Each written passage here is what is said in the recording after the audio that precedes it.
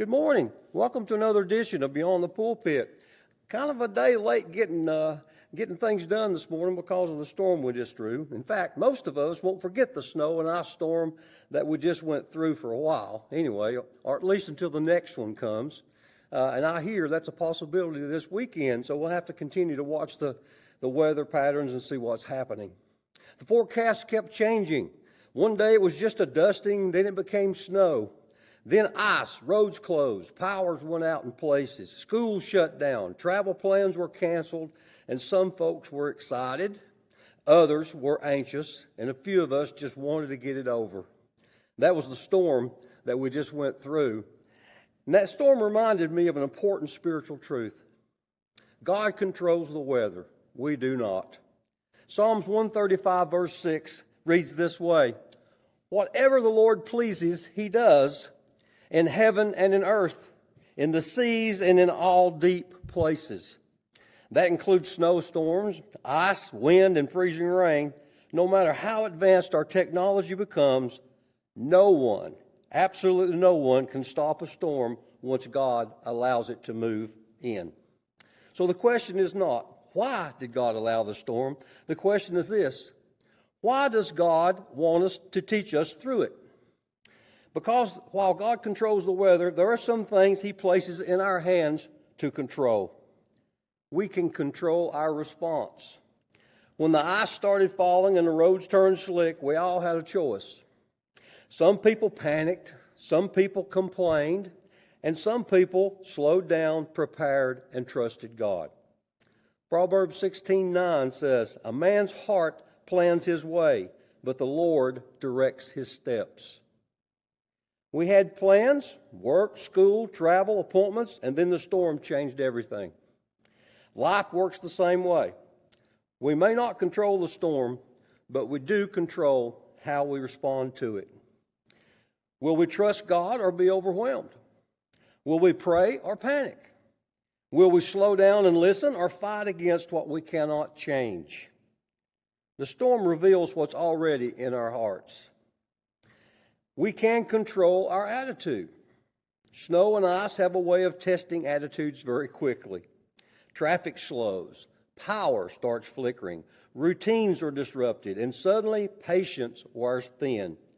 James 4:14 says, "Whereas you do not know what will happen tomorrow," and we don't. None of us know exactly how bad the storm would be, and that uncertainty exposes how much we rely on control instead of faith. A godly attitude would say this, "Lord, you're still in charge. This inconvenience won't steal my joy. I'll trust you when conditions are uncomfortable." A bad attitude turns a temporary storm into a lasting spiritual problem. Storms don't just freeze roads, they can freeze kindness too. When stress rises, words often follows. Ephesians 4:29, "Let no corrupt word proceed out of your mouth, but what is good for necessary edification." During the storms, did our words build up or tear down?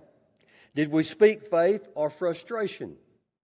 Did we encourage our family or make the atmosphere colder than the weather?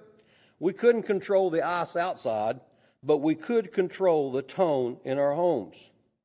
Snow and ice may shut down roads, but they never shut down obedience. You can still pray. You can still love others.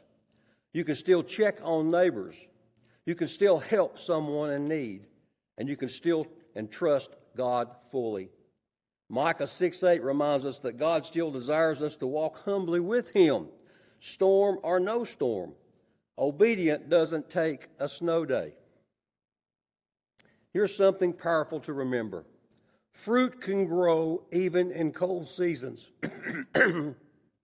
Galatians 5:22 and 23 list the fruits of the Spirit. And we've went all of these previously, but they're love, joy, peace, patience, kindness, goodness, faithfulness, gentleness, and self-control.